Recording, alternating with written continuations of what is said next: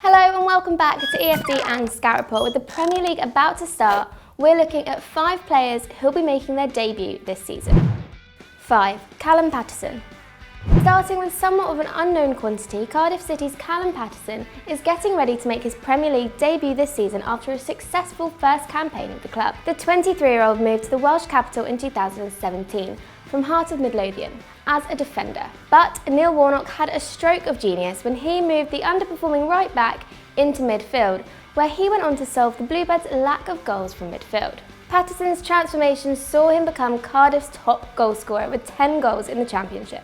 Adding 4 assists to his impressive tally, the Scotsman was voted Young Player of the Season by City's faithful. Coming off 2 promotions in 2 years, Paterson's confidence will be sky high. But the jump from the Championship to the Prem will be difficult, and his 48% pass success rate could cause concern, now sitting in a midfield in the English top flight. While his attacking prowess has been an exciting addition to Warnock's side, which has benefited from his 1.1 key passes per 90, his output will probably drop against tougher opposition, as Cardiff will enter most games on the back foot. Warnock explained Paterson's rejuvenation, saying, "When I signed him, I knew he would score 6 or 7 goals, but I didn't know he couldn't defend." So, while his new look entry into the Premier League is exciting, Paterson's lack of defensive ability and output of 1.1 tackles and only 0.5 interceptions per 90 will need to increase, even from midfield. 4. Lucas Torreira.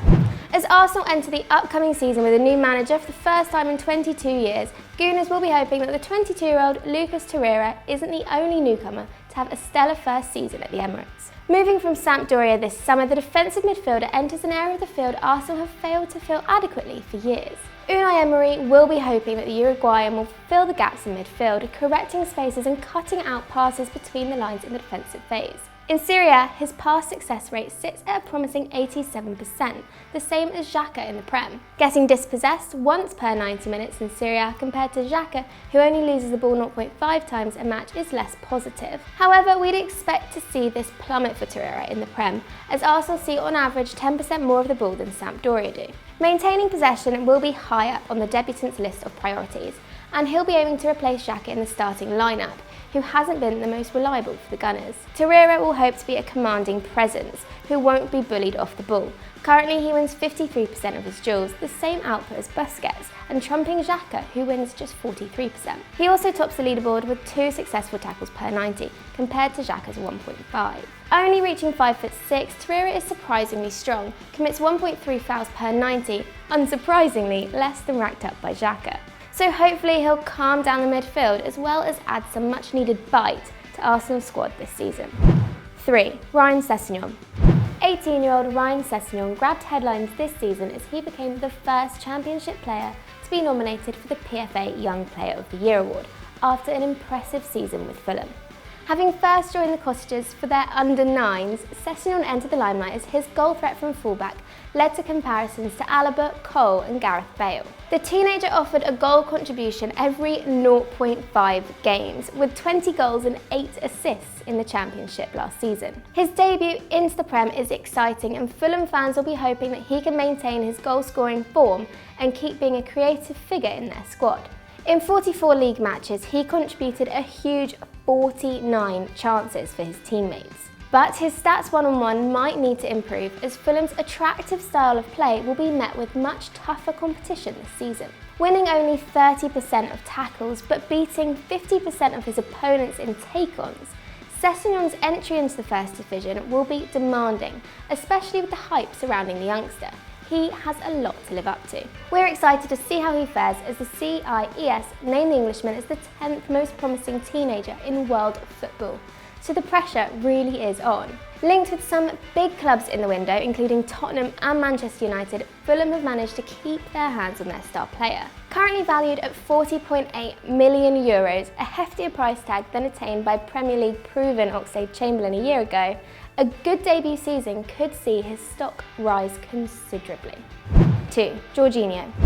From the beginning of the window, Jorginho's move from Italy to England looked nailed on, as his transfer to Man City was virtually done and dusted before Chelsea confirmed Sarri as their new manager and hijacked the deal to reunite the 26-year-old with his Napoli coach. While it shocked everyone, including Pep Guardiola, the move shouldn't be too startling, as Jorginho has been absolutely pivotal in front of the back four in the development of Sarri ball. Last season in Serie A, he made more passes than any other player, with almost 3,000 passes over the course of the term, an average of a pass every 50 seconds, and completing an impressively high success rate of 89.5%. And we expect him to play the same anchor role for Chelsea, as Sarri has already tested him out in pre-season. While future teammate Kante is resting from his busy World Cup campaign, Jorginho has been working hard. In 45 minutes against Perth, the Italian completed 98 passes in 45 minutes. That is 2 passes a minute. So we're anticipating that Sarri will replicate his midfield three at Stamford Bridge, and it looks bright for Chelsea fans, as Jorginho's dominance in front of a 4-man defence has seen him average 3.8 tackles and interceptions per 90. This output will free up Kante to play in a more dynamic role where he could recreate some of his spectacular World Cup form. Winning fewer of his duels than the world champion, Jorginho comes away from just 38.6% of battles with the ball. He does, however, create more chances, averaging 1.7 per 90, proving that he has a lot of depth to his game and should suit the Premier League. While we are excited to see how Jorginho adapts to life in London, it's Sarri's development that's intriguing us more, as we look forward to his first season in England and how he can transform Conte's squad and system into his own. 1. Alisson. Few have been busier this transfer window than Jurgen Klopp, who's gone from bargain hunter to big spender, as Liverpool's squad hope to challenge for the title this season with a summer bill of £164 million. And one of the most exciting moves for Liverpool fans is the signing of former Roma stopper Alisson. The acquisition of the 25-year-old was a vital signing for the Reds after their string of underperforming keepers came to an all-time low when Karius cost them the Champions League.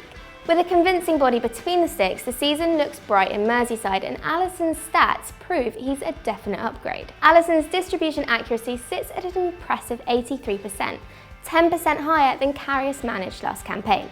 In Serie A, he's been conceding 0.7 goals per 90 on average, the same let in by David De Gea, arguably the Prem's best stopper. Matching the Spaniard with saves per goal as well, Alisson has been making 3.4 saves for every goal he concedes, compared to Karius' 2 saves per goal, as Alisson also concedes less than a goal a game. Most importantly for the Anfield regulars, who will still be having nightmares of Karius' mistakes, the ex-Roman has made 0 errors leading to goal. Having spent €67 million on the goalkeeper, he becomes the most expensive stopper in the history of the beautiful game. A price tag that will come with a lot of pressure and expectation. Last season, Liverpool conceded 38 goals, the 3rd lowest in the league. But that was still 10 more than United let in second place, proving that by upgrading their keeper, they could become serious title contenders. Thank you for watching. That was 5 newcomers to the Premier League. What did you think? Let me know in the comments below. And if you enjoyed that, remember to check out all of our other fabulous content. And don't forget to like and subscribe.